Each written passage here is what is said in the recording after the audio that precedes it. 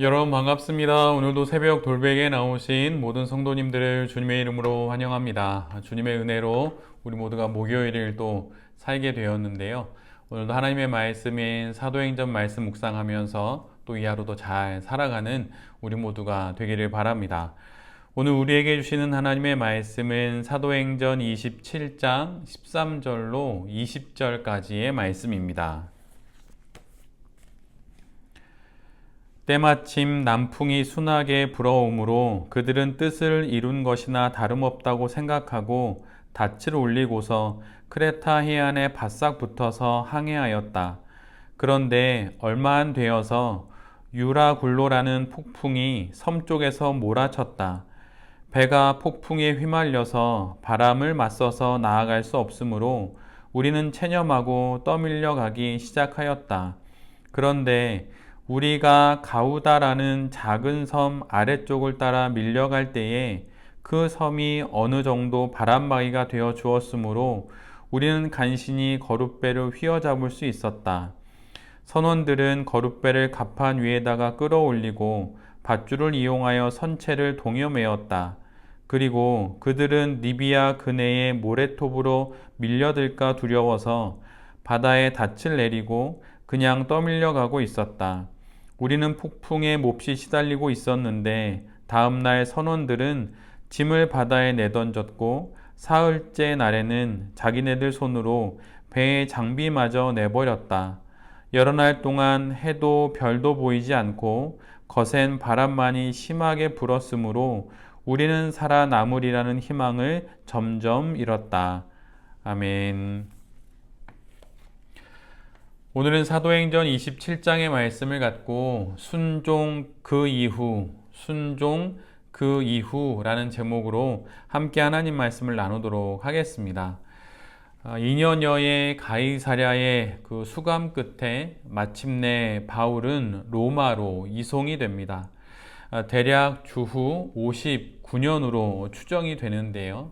여기서 이송이 결정되었다라고 본문은 기록하고 있는데, 여기서 결정되었다라는 말의 그 원어의 의미는 공식적으로 확정되고 승인받았다, 이런 뜻입니다. 드디어 사도 바울은 하나님의 뜻의 마지막 장소인 로마로 공식적으로 승인되어져서 보내지게 됩니다.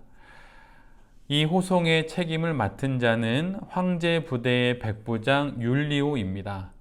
그리고 본문에서 우리로 이렇게 기록되어 있는 그런 사람들이 있는데, 그들은 누가와 디모데, 그리고 실라, 그리고 데살로니가 출신의 아리스다고가 그 우리에 해당이 됩니다. 근데 이 사람들이 바울의 로마 이송의 과정에 동행하게 되지요. 죄수가 아님에도 불구하고 그들이 이 바울의 로마행에 동행할 수 있었던 이유는 사도 바울의 호송이 상선을 통해서 이루어졌기 때문입니다. 그래서 일반인들도 승선할 수 있었던 것이죠. 사도 바울과 또 그 일행들과 또 백부장이 타게 된 그 상선의 이름은 아드라 무테노라고 하는 이름입니다. 이 배를 탄 백부장 율리오와 또 바울 일행은 드디어 로마로 출발합니다. 가이사랴를 출항한 배는 이튿날 첫 번째 기항으로 약 110km 북쪽에 위치한 시돈항에 도착합니다. 그곳 시돈에서 백부장 율리오는 바울에게 호의를 베풀어서 바울의 친구들이 바울을 만나고 또 바울을 대접할 수 있도록 허락을 해 줍니다. 그리고 이후에 배는 약 800km에 이르는 긴 항해 끝에 무라라고 하는 이름의 항에 도착을 하고 그곳에서 또 다른 배로 갈아타게 됩니다. 그 상선의 이름은 알렉산드리아라고 하는 상선인데, 그 이름에서 추정이 되듯이 아마도 그 배에는 이집트에서 생산된 곡식을 싣고 로마로 가는 것으로 생각이 됩니다. 이렇게 모든 일이 차근차근 잘 진행되는 것 같아 보였는데, 그런데 그 로마로 향하는 길에 위기를 맞게 됩니다.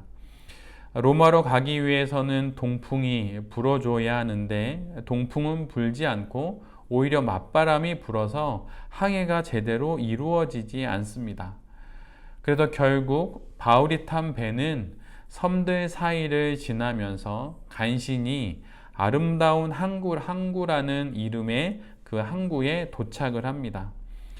그렇게 힘들게 도착을 하고 설상가상 배에 탄 사람들의 상당수가 벌써 며칠째 금식의 절기인 대속죄일을 보내어서 기력이 쇠한 상태가 됩니다.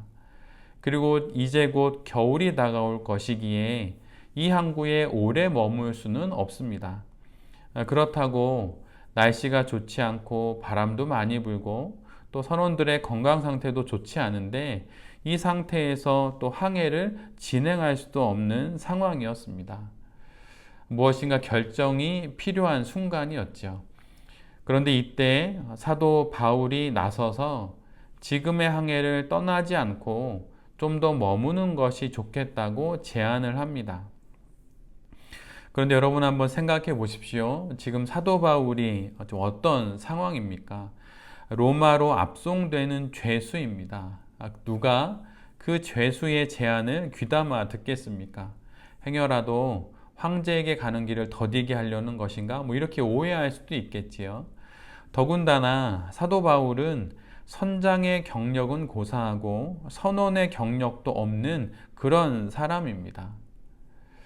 이에 백부장 율리오는 비전문가인 바울이 아니라 베테랑인 선조와 선장의 의견을 더 신뢰하게 되고 그들의 말을 따라 겨울을 나기에 그나마 좋은 베닉스라고 하는 곳으로 떠나게 됩니다.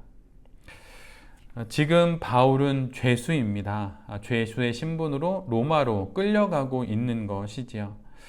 배의 출항에 관련된 그런 바울의 말은 백부장에게 철저히 무시됩니다. 당연히 그럴 수 있겠지요. 그런데 이제 도착하게 될 로마에서는 사도 바울은 죄수의 신분으로 황제에게 복음을 전해야 합니다. 만약 복음을 전한다 하면 죄수가 황제에게 전해야 할까요? 아니면 황제가 죄수에게 전해야 하겠습니까? 로마 황제에게 복음을 전하려 한다면 죄수가 아니라 좀 다른 모습이면 어땠을까 하는 생각을 해보게 됩니다. 한참 낮은 직급인 백부장도 귀담아 듣지 않는 그 죄수 바울의 말인데 어떻게 로마 황제가 바울의 말을 듣고 또 그 말에 귀를 기울일 수 있겠습니까? 그런데 하나님께서는 사도 바울을 죄인이라고 하는 그 위치에서 로마 황제에게 복음을 전하게 하십니다. 여기서 우리가 알게 되는 건 우리는 복음을 전하기에 지금보다 좀 더 좋은 상황과 때가 있고 좀 더 나은 자격과 위치가 있다고 생각을 합니다. 그런데 하나님께서는 죄수의 신분으로 바울을 가장 높은 왕 앞에 세우고 그에게 복음을 전하게 하십니다. 그뿐만 아니라 이 땅에 오신 예수 그리스도도 가장 낮은 죄인의 모습으로 십자가를 지시면서 복음을 전하셨습니다. 이를 통해 우리가 알게 되는 건 복음은 우리의 잘 준비된 어떤 자격이나 어떤 이 세상에 영향을 끼칠 수 있는 신분이나 어떤 탁월한 능력을 갖고서 전하는 것이 아니라는 것입니다.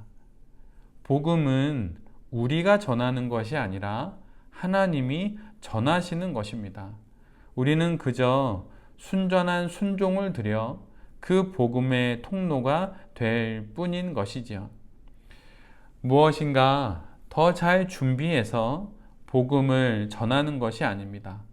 지금 있는 모습 그대로 복음을 전할 수 있고 또한 그러라고 주님께서 우리에게 복음을 증거해 주신 것입니다. 물론 지금 있는 모습 그대로 복음을 전해야 합니다 라고 하는 이 말이 아무렇게나 살면서 복음을 전해도 된다 이런 말이 아님은 잘 아실 것입니다. 죄수가 되어도 복음을 전했던 바울처럼 지금의 모습과 형편 가운데서 복음을 충분히 전할 수 있음을 알고 복음 전도자로 이 땅 가운데 살아가는 우리 모두가 될 수 있기를 간절히 기도드립니다. 오늘 본문 뒷부분을 보면 그렇게 선주와 선장의 말을 따라 출발한 배는 때마침 순하게 불어오는 바람으로 매우 순조롭게 출발을 하고 목적지를 향해 잘 나아가게 됩니다. 선주와 선장의 말이 옳았던 것이죠. 비전문가인 바울의 말은 허튼 소리임이 판명이 됩니다. 아마도 알렉산드리아호의 모든 사람들도 떠나기를 잘했다고 생각했을 것입니다. 그런데 얼마 지나지 않아 유라굴로라고 이름 지어지는 폭풍이 몰아칩니다. 섬 쪽에서 바다 쪽으로 바람이 몰아치면서 배는 점점 섬으로부터 멀어지게 됩니다. 해안을 따라 해안에 바싹 붙어서 항해를 하던 배는 폭풍에 의해서 조금씩 해안에서 멀어집니다. 그리고 이내 배는 선원들의 통제 범위를 벗어나게 되고 배는 바람에 점점 더 멀리 밀려가게 됩니다. 그렇게 폭풍 가운데 떠밀려 하룻밤을 보내고 다음 날이 되지만 폭풍이 여전하니 선원들은 배 안의 짐들을 모두 바다에 내 던집니다. 그리고 사흘째 되는 날에는 배를 운전할 수 있는, 또 배를 고치거나 할 수 있는 배에 관련된 모든 장비마저 내다 버립니다. 그런데 그렇게 해도 폭풍은 그치지 않았고 여러 날 동안 해도 별도 보이지 않는 거센 바람만이 심하게 불어서 심지어 이제는 살아남을 수 있을까라고 하는 그런 희망마저 점점 잃어버리게 되었습니다. 그런데 지금 이 배에 바울도 있습니다. 그는 분명 로마로 보내시겠다는 하나님의 명령을 받았고 그 뜻에 순종하여서 그 많은 길을 걸어왔고 지금 이 배에 오르기도 했지요. 그러나 그 순종이 순탄하게 진행되지 않습니다. 순종을 선택했다고 하여서 순탄한 과정이 보장되거나 약속되는 것이 아니라는 것을 우리에게 증거해 주는 것이지요. 우리가 잘 알고 있듯이 예수님도 분명 하나님의 뜻에 순종하셨습니다. 그러나 예수님은 순종으로 인해 어려운 과정을 지나야만 했습니다. 순종하면 형통하고 순종하면 순탄하며 순종하면 과정이 순적하게 지나간다는 생각은 우리의 오산인 것이죠. 오히려 어려운 시간을 통해 우리는 더욱 하나님만을 붙잡게 되는 것입니다. 순종의 선택은 정말 귀한 것입니다. 그러나 더 귀하고 중요한 것은 순종 그 이후입니다. 결혼보다 더 중요한 것은 결혼 그 이후이고 합격보다 중요한 것은 합격 그 이후이지요. 늘 언제나 그렇습니다. 순종 역시 마찬가지입니다. 정말 귀한 것 순종이지만 순종보다 더 중요한 것은 순종 그 이후 찾아오는 시련과 어려움, 고난으로 인해 순종을 후회하거나 포기하지 않는 그 믿음을 갖는 것입니다. 바울은 이 모든 과정을 지나 마침내 로마 황제에게 이르게 되고 그에게 복음을 전했고 그리고 예수 그리스도는 순종의 끝에 십자가로 구원을 이루시고 부활하셔서 우리에게 영원한 생명을 주셨습니다. 순종은 정말 귀한 것입니다. 그러나 순종 이후에 주님 앞에 우리의 삶을 마땅히 드리고 시련과 고난마저도 넘어서는 그 믿음까지도 우리에게 있어야 한다는 사실을 우리 모두가 잘 기억해야 할 것입니다. 왕이 되고 성공한 사람이 되어서 복음을 전하는 것이 아닙니다. 가장 천한 죄수로 가장 높은 황제에게 복음을 전하는 바울처럼 그렇게 지금 있는 모습 그대로 복음의 전도자로 서는 우리 모두가 되기를 간절히 기도합니다. 또한 순종 이후 순탄하지 않은 과정으로 실망하거나 절망하는 것이 아니라 오히려 그 과정을 통해 더욱 하나님께 매달리며 순종 그 이후 순종의 결과에까지 이르게 되는 우리 모두가 될 수 있기를 간절히 기도드립니다. 새벽 돌베개의 모든 성도님들이 귀한 순종과 함께 순종 그 이후의 삶마저도 잘 살아내는 귀한 성도들이 될 수 있기를, 또한 저도 그러한 성도가 될 수 있기를 간절히 기도드립니다. 아멘. 기도하겠습니다. 주님, 지금보다 더 좋은 조건이 되어야만 복음을 전할 수 있다는 어리석은 생각을 버리겠습니다. 지금 있는 모습 그대로 성령 하나님을 의지하며 겸손하게 복음을 전하겠습니다. 우리를 통하여 복음을 전하여 주시옵소서. 순종 이후 걸어가게 되는 순탄하지 않은 과정에 놀라지 않겠습니다. 순탄하지 않은 과정 속에서 우리에게 해주신 하나님의 약속을 믿고 우리가 가야 하는 우리 각자의 로마에까지 이르게 되는 우리 모두가 되게 하여 주시옵소서. 이 순종과 이 믿음으로 오늘 하루도 주님과 함께 잘 살아가는 우리 모두가 되게 하여 주시옵소서. 이 모든 말씀 예수 그리스도의 이름으로 기도드립니다. 아멘.